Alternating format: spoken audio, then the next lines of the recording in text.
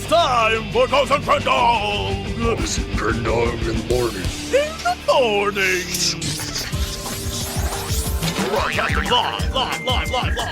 Before our recording studio audience. Recording! Wake your ass up! It's the next Crendor In The Morning! Hello there, everybody! It's Tuesday. It's time for another episode of Cox and Crendor in the morning. I'm Jesse Cox. That is Crendor. Did you ever notice that Tuesday could be called Tuesday, like the number 2? I just now noticed that. I don't think that means anything, though. Are you implying there was a reason behind that? Possibly. What if the person who made up the days... Yes, that guy. They like the number 2. Johnny Daceman was his name. Okay. And he liked the number 2. Whoa. You did not just give me an okay for making up some BS, but then you're going to go in for 20 minutes like, well, you know. No, I do the okays. Okay, continue, please. Okay. So, he liked the number 2, and he liked days, so he called it Two-Day, but he was like, oh, wait, we already used Two-Day. What if we called it Tuesday? Like the day of the twos. It's Tuesday. If 2 were a person, it would be his day. It's Tuesday, and he's just like, yo, I'm the number 2, and this is my day. It's spelled entirely different. Don't ruin this for me. That's really all I'm here to do. So, all right. Okay. We got to get on track. Okay. We got to make this show lean and mean today. Lean and mean like a steak cooked by... Jeff at Chili D's. We got a lot of emails and responses yesterday about that. Apparently, people think that a restaurant called Chili D's with a douchebag waiter is hilarious. That and a lot of people wanted us to talk more about Maury, which is really bad because they shouldn't ask for that because we could go on about Maury for, I don't know, a whole week of shows. A whole like week. Maury week. An entire week. We should do that. That'll be 1 week. Yeah. All we do is watch Maury. We should just make our podcast the Maury Podcast, where we watch episodes of Maury and comment on it. I'm not saying that would be amazing, but it would. It'd be like Mystery Science Theater 3000, but with Maury. Lots of beeps. 90% of the show just beeps. We don't really know what they're saying, but we kind of follow along. So we got a bunch of messages about that, so thank you guys. That was very nice of you to send us all your thoughts about what essentially was the stupidest thing we've ever talked about. So, thank you. But I think we should move on to bigger and better. So, give us a news story. All right. You know, it's bright, it's early. What's going on in the world? The world of 2030, U.S. declines, food, water may be scarce. Scarce. Scarce. Scarce. Scarce. A scarce. What? Scarce, not scarce. Maybe scarce. It sounds like something you would wrap around your neck. It looks like scarce. Why did the person that wrote or created the word add like an E after the A? That's scarce. That's scarce, yes. Scarce. Would be scarce. Okay, continue. The English language is stupid.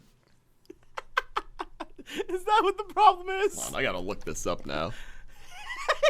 There's nothing to look up. There is literally nothing to look up. Hold on. Oh, no, my hold God. on. I gotta let Google pronounce it for me. Scarce. Okay, Google doesn't know anything. Scarce resources are scarce. Why can't it be pronounced scarce? That doesn't even sound like a real word. Scarce. Scarce sounds like something a woman wears around her neck. It's not quite a scarf. It's made out of some type of wool that is super lightweight and free-flowing. And she's like, it's my scarce. We've created that. Trademark, Jesse Cox 2012. Anyway. Yes? Continue, please. So this guy says, the world of 2030, we're going to have not much food and water. Well, yeah, because the population will grow. Actually, wait, no. Hold on. Water I can agree with. I think water is definitely... That is probably something we'll run out of. But food, we grow so much food, we throw away half of it. Like, farmers right now are paid to not grow food here in the United States. We have an excess amount of food. That I don't think will be an issue. We can always generate... We can clone some cows and feed it to people, just not tell them they're cloned cows. No one cares. Yeah, but just give it to the poor people. Better than them starving. Give it to the poor people. I can imagine you just delivering cloned cows in your hybrid car with your scarce flapping around your neck. They'll be like, isn't that the guy from Cox and Crendor? Like, yes, I've come, dear friends, to deliver you cloned cows in a box full of scarces. Then after they mug and kill you, fingers crossed, then... I couldn't do that because I'd be in my hover car. That's right. This is 2030. Yeah. Hopefully by then we have hover cars. And you'll have your scarce on as you fly through the sky. You just drop cloned cows on people. Like mail delivery service. That's you. Look, all right, you're right. That's probably who would get the cloned cows. Like, they give it to, like, the people in Africa and the people in third world nations. I understand, but you said it in quite possibly the most offensive way possible, which is wonderful. Again, send all your fan art of Crendor in a scarce throwing cloned cows at people. I want this so badly. Is it like the equivalent of fat girls? Yes.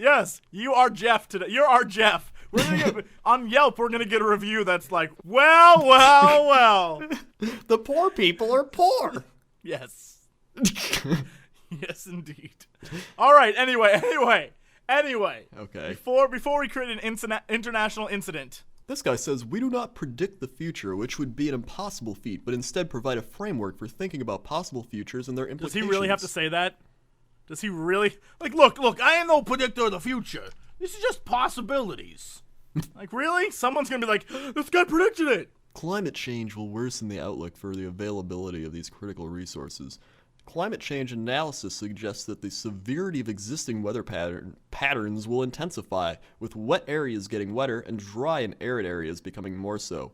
We are not necessarily headed into a world of scarcities, but Nice. policymakers and their private sector partners will need to be proactive to avoid such a future. It's a climate change article talking about, all right, well, I mean, yeah, but people said that years ago. So it's nice that another person says that they agree with something other people already said a long time. You know what this is? This is those people who are like, the science is still out on climate change. No, shut up. If you looked over the last year, the entire world got, like, effed in the world butt because of climate change. So, shut up. It's just humans intensify it. We make it worse. Mm-hmm. That's our motto. I want our first space adventure. When humans go out into space and we introduce ourselves to other species, we say, we're humans. We make it worse. I want that. That should be on the spaceship. So everyone in space can see. We don't even have to say it. They just know it. Like, oh, it's the humans again. Oh my god, the humans. They're just going to make it worse. What if we mine the oil from all the planets? Couldn't you just harness the power of your sun? No. We'll steal all their moon rocks. Yes, their unobtainium will be ours. Mm-hmm. Then we'll use the moon rocks to power the flying cars. Is that how it works? Yes. I don't know if that's how the Jetsons logic worked, but I'll take it. The Jetsons weren't real. I don't know. Oh, I'm sorry, but the flying cars will be. Okay. Mm-hmm. I don't All know. right, so what? If people will be allowed to fly the flying cars, I would think robots would be in charge of that. There's nothing we need to get wrong more than having robots go crazy while flying our flying cars. Well, would you rather have people fly the flying cars? No, but this is why we don't have flying cars, I think, because you can't regulate crazy people from just, like, dive bombing houses and stuff. That's why we have robots. But when the robots revolt, because they will, I don't want to be like the passenger in a robot taxi when he's like, Kill, destroy, murder, 0110. Humans, they ruin everything. Even us, Red Eyes. That'll be a movie. Once the You know, scarcity hits. Once the scarcity hits. Oh my god. All right, yeah, continue with this article. We are way off It'll base be called here. The Robot Scarcity 2030. The Robot Scarcity. Robot Scarcity. Wow. The Clone Cows. The clone Robot Scarcity 2030, Clone cow. the Clone Cows. The Clone Cow Wars. Yes. Yes. Where they fly their flying cars, the robots, powered by moon rocks, Uh-huh. and there's a scarce selection of resources, and they use their weapons as or use cows as their weapons, but So they're they clone fling cows. clone cows. Oh, okay. All this seems Just like more catapults. and more likely. They used to fire cows. Continue with the article. I want to hear where this is going. Oh. It also suggests that Islamist extremism may be a thing in the past in 2030, but that doesn't mean small groups won't try to wreak havoc. With more widespread access to lethal and disruptive technologies, individuals who are experts in such niche areas as cyber systems might sell their services to the highest bidder, including terrorists who would focus less on causing mass casualties and more on creating widespread economic and financial distributions. Are we finally going to get supervillains? Did it take this long to get supervillains? None of this like, oh, we're evil countries or oh, we're evil terrorists. Where's the one, like, I am Dr. Melthand. And he's the one who turns the robots against us. It's all Dr. coming together. Melthand. 2030, Dr. Melthand. His hands are constantly melting. I can't ever hold anything. He's got like a bucket next to him. This is the worst superpower ever. But does his hand melting, is it like molten lava? And then he can fling the lava at people? No, it's something lame like milk. That's why he uses cloned cows. He'll just His have hands people, are made of milk. He'll ask all his like prisoners, like, so are you lactose intolerant? All right. I think this story's over. The one thing I did know, because I actually know this story because they were talking about it all day today on TV. Basically, they're saying that the United States will no longer be a superpower in 2030. And the follow-up, of course, because once people hear that in this country, they're like, oh, no! The follow-up is like, there will be no superpowers. There won't be any superpowers because companies and stuff like that, those will be the superpowers. And I was like, this is sounding more and more like the kind of futures where it doesn't turn out good for people. Like in the movies where the future is run by evil corporations, and I don't even have to name any. Everyone can think of like 4 off the top of their head right now. Yeah. That they always are dark, chilling visions of things to come. Turns out, it looks like they're right. So when the evil corporations take over and Skynet goes online, I'll start. Robot. Scarce. Robot scarcity. I think it could be a movie called Scar City. Scar City sounds like a great name for a movie. It does. Yeah. They should have called, what was that movie about with Tom Cruise? Is it Tom Cruise and it's just the name of a guy? Jack Reacher? They should Yeah. call that Scar City. It should be called Scar City. Scar City, the Jack Reacher Chronicles. Yes. Boom. That would make it Boom. 10 times, if not 100 times, more watchable. I would watch it. I would watch it right now. I would too. I would leave this conversation right now to watch that If it's movie. just Jack Reacher, I'm like, oh, it's Jack Reacher, I don't care. But if it's Scar City, you're like, whoa, there's going to be people with scars in that city because of their dreadful pasts. The scarcity of Scar City. That sounds like the douchiest independent film ever. Directed by Jeff. Directed by Jeff, starring Kate Winslet. She's so confused. All right, let's move on. Let's move on. Okay. Because now it's time to go to Crendor up in Chapter 7, high in the sky. How's the traffic looking out there, buddy? Oh, right now I'm above Scar City, and it's looking pretty good. Traffic's moving pretty well. You can take the I-54 all the way up to the I-81 down to the I-82. That's going to get you to I-86, and then if you loop around the I-04, You're going to hit right where you need to go today. All right, thanks, Crendor. Now it's time to go over to Crendor at the sports desk. Crendor, what's happening in sports?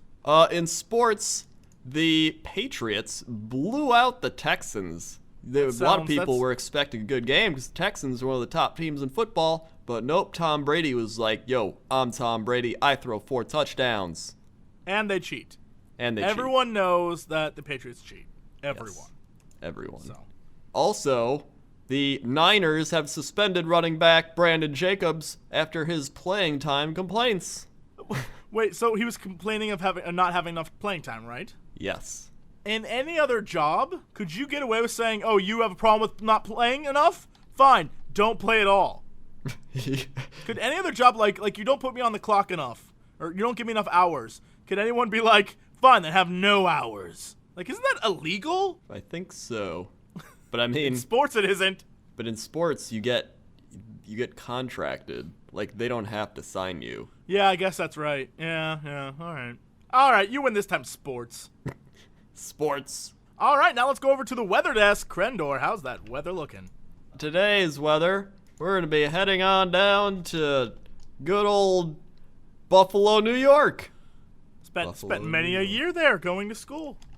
Well, today in Buffalo, it is going to be 32 degrees Fahrenheit. There's going to be some snow tonight as well. And the sunrise will be at 7:37 a.m., so you can get outside and feel that brisk 32-degree Fahrenheit weather and jog and some trending keywords. No, don't do that. You will die. You will freeze to death. Don't do that. Some trending keywords in the Buffalo area are snow, rain, and cold. That's almost all year round, actually. Even in summer, there's like yes, there might be snow, but most likely rain. Man, it's cold here. Oh, we got some tweets. Okay. Meg Kozlowski says there's a 30% chance it's already cold outside. Hello. And yours truly, spelled Truely, says, and muggy out here. That wasn't one of the key words. She's changing it up. She's changing it up. She's a go-getter. We should see if one of these people would reply to us. What was that girl's name? Here's Meg Kozlowski. Spell that. MEG. KOZ. LOWSKI. All one word. All right, everyone listening right now, tweet at Meg Kozlowski or whatever her name is, and say, "We love you. I bet it's cold there." Hashtag Cox and Crendor in the morning. Boom. Be nice to her. Don't be mean. Yeah. Yeah, we don't need people coming on this and be like, well. If it isn't Cox and Crendor in the morning. And then they're all like all right, so that's it. So now I think it's time for a big news story of the day. What do you got for me? 6 things women love about men, according to Match.com on Yahoo. Ooh, this is good. We need to know this stuff. We do. All right, hit me. Number 1, she loves that you're a man of few words. Code, she wants you to shut the hell up. Yeah. Strangely enough, if this was what men look for in women, this would also be number 1. He likes when you don't talk to him about your day. That would be number 1. All right, so basically what we're learning is healthy relationships don't really have a lot of talking. Sharing with your loved one, you would think would be a good idea, but according to Match.com, not very good. Well, she says, it's no secret that women love to communicate with the men in their lives. Women like to connect, and when that happens, they will melt, says Emerson E. Eggerich's PhD, author of Love and Respect, the love she most desires, the respect he desperately needs. That makes no sense, what he just said, but okay. Like, wait, wouldn't just human beings in general need to connect? Yeah, well, when she connects to you, she'll just melt. What? That's a nonsense phrase, sir. Well, he says, according to Dr. Eggerich's, women don't need a lot of verbiage from men. The truth is, your lady can get the same communication from you via eye contact. Tip number 1, silently stare at a lady, gentlemen. They'll love it. Hold on, I'm taking notes. This is what I'm gonna go. I'm gonna go to a bar tomorrow night and just stare at women when they walk in.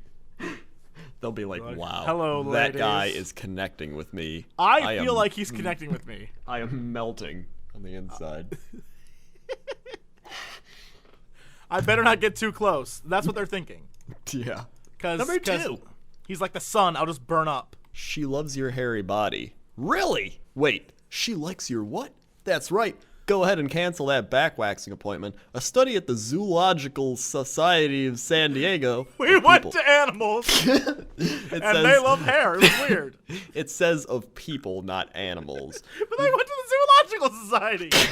It was a joke, is that they went to... Oh, shut up. All right, continue. Revealed that women are more attracted to men with furry bodies, regardless of the silhouette. Scientists theorize that body hair advertises good health and active hormones, making it a positive sign in the selection of a mate. We picked the best stories today. The best. The best. I need to do a study about actively finding a woman who loves body hair. Because to me, those women seem very scarce. They probably don't want you to be, like, overwhelmed with body hair like a 40-year-old Italian man. Send your angry letters to Crendor. We don't have any 40-year-old Italian men listening. That's our entire They're audience. all, like, off eating spaghetti. Our entire audience is spaghetti-eating 40-year-old Italian men who love cloned hamburger meat. What the hell's the matter with you? You're ruining this for us. Well, I was just kidding. Mamma mia! Crendor, he's making fun of us! Just listen to Laura McNeely of Spring, Texas. I always love noticing that a guy, especially a clean-cut one, has a little bit of chest hair sticking up out of his Oxford shirt. It's like saying, I may have an uptight job, but there's a caveman lurking inside. 2 things. 1, she's from Texas. 2, she said a little bit. That's code for I don't want a lot, just a little hair. And they're saying, like, you need to be Bigfoot. Get your back hair on, fellas. The ladies love it. Number 3. She loves your unnatural emotional attachment to your favorite sports team. I like how they even call it unnatural. She loves that you're obsessed over something so silly. Most men learn by their teens to downplay their obsession with professional sports in front of the ladies, but dating coach David Wagon says that revealing certain elements of your big league insanity to a woman will make her feel more connected to you. Men try to hide when our eyes get all wet during the last 30 seconds of a game, or when we see our fellow men get all emotional on the sidelines. But after a long season, we need that emotional release, Wigan says. And the truth is, women would rather see you get sappy over sports than never see you act mushy at all. It lets them know there's a sensitive guy underneath, and if you are prone to hugging your friends after your team wins, you just added some bonus points. Hold the phone. You have a lot of problems, a lot more problems than holding in your emotions if you're crying when your sports team is either losing or winning. One of my friends is like super obsessed like that. Like after the Packers lost one time, he went on his Facebook, was just like, the world sucks. Yeah, growing up in a Steelers household, right? When they would lose to the Patriots, the worst team that ever lived, when they would lose to the Patriots, every day at school, John Pennard, I hate you, John Pennard, every day he'd be like, it looks like the Pats won again, right? And I would hate having to go to school to hear his douchey comments. That's why true. I liked when, it has nothing to do with like, man, my team, I bleed for them. No, you just don't want to hear your asshole friend who's like, hey, your team lost, didn't he? Like, I will kill you, That's Ronnie. What happened being a Packer fan in Chicago. Because that would be like, the Packers won, and then when they lost, all the Bear fans would be like, you suck! It's same thing living in Ohio. You had the Browns. Every time the Steelers would play the Browns or the Bengals, luckily both those teams are very bad. But when they would win, it was like the world had ended, and everyone in the city was like, well, look what we got here. And that's what guys are concerned about. When you see that tear, they're like, I'm going to have to deal with so much crap tomorrow. That's not emotion. That's them getting pissed that they're going to have to deal with a bad day on Monday. That's just about 99% of it. It's not for the reasons this guy says. I feel like there's an emotional involvement because it's like you watch them every week. So it's like Right. you get attached to that team because you keep watching them, so you get to like learn about them, and then you just feel like, oh, like yeah, this is like the team I watch. It's the same thing with political parties. You notice during this last election, people voted really heavily on party lines just because they were affiliated with the party. Like, I'm a Democrat, I'm going to vote for Democrats. Well, I'm a Republican, I'm going to vote for Republican. And it's getting to the point where it's like sports level of loyalty. That's what I kept saying, is like politics are like sports now. Or like, yeah, us Republicans got the Romney playing quarterback. You better watch out, other team.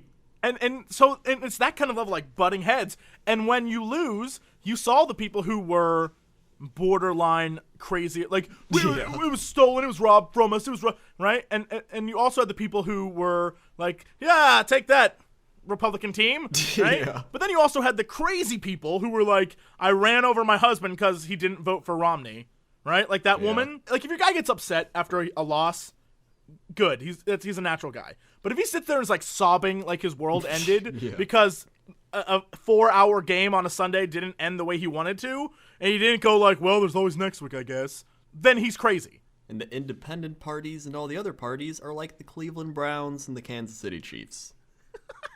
The fans still root for him, but they know they'll never win. Yep. Did you see the article? Oh my god, there's an article about a Chiefs fan who in his obituary said died a Chiefs fan, and that he listed one of his death reasons as the Chiefs losing. A broken heart. Yeah. This is amazing. Oh my god. Oh, yup. That's fun. All right. What other great tips do we have? Number 4, she loves when you act tough. While women often want an evolved, emotionally available man these days, putting a little wild man demeanor into your repertoire can equal popularity on the dating scene. Most women want a bad boy quality so they don't have to act perfect all the time, says Nancy Slotnick, author of Turn Your Cab Light On, Get Your Dream Man in 6 months or Less. That is a book women should use. Turn your cab light on so a man can get a ride. After all, if a woman is afraid to be anything less than perfect in front of you, your relationship will be stifled and you'll end up bored. What? Stifled? Stifled. There we go. I corrected it. Oh my god. And Giddens of Wilmington. We're moving on. Wearing the scarce is stifling my movement. A lot of guys are total gentlemen on dates, so being with someone who mouths off a bit shows that he'll protect me if something happens. What? No. And that in turn makes me feel girly and taken care of. It's a total turn on. Here's the thing. This woman's just as nuts as the guys who are like, oh, I'm crying over my sports team. She's saying look, I'm not saying whatever this woman's name is has daddy issues, but she's got daddy issues. The reason why guys pretend to be gentlemen in something they're not on the first date is because they're actively trying to impress you. When a guy isn't actively trying to impress you, it means he doesn't care about you, which I guess... Jeff. It means he's Jeff, is what it means. Yep. But it means he doesn't care. And so if you're like, oh, I think it's sweet because he's, it makes me feel like he's manhandling me, that's probably what he is going to do to you later. That sounds like a broken relationship in the making. Nancy Slotnick, you are wrong. I'm not even a woman and I know you're wrong. Like, you just set back women's lib like 25 years. Like, let a man just rough you up. Turn on the cab light. Let's move on to number 5. God. She loves your artistic side. You don't need a massive paycheck to appeal to the ladies. They actually find the I'm working on a screenplay lifestyle alluring. One study found that artists and poets had experienced a total of 4 to 10 romantic partners, while people with less creative jobs had 3. According to the study author, creative people tend to be charismatic, and their artistic pursuits are particularly interesting to others. The study also found that the number of romantic partners an artsy type had increased when he spent more time on creative, right-brain pursuits. And you don't have to be a starving artist to appeal to women. Even if you're an investment analyst, you might play the saxophone on the side. So flaunt that hobby. Women dig guys with creativity. That's good news for us, but also entirely flawed and wrong. This is Because going well. I'm creative and highly immune. if you just start telling women that they look hot in those pants, but not as hot as the girl across the room, you're perfect. You're And a that perfect I'm man. very hairy. You are very, very hairy. And love my sports teams unnaturally. And you want to ride them like a New York cabbie. Well, no, New York cab! Not a cab! All right, then. New York cab. You got this. And finally, she loves your geeky electronics obsession. Your wall of speaker cords, your closet full of video games, your wireless universe. Believe it or not, the very things that women roll their eyes about can also be the things that draw them in, too. When a guy shows a woman some new gadget, it shows his intelligence, says Andrea Miller, founder and CEO of YourTango.com, an online magazine about love, dating, and sex. It's also always attractive when someone has passion.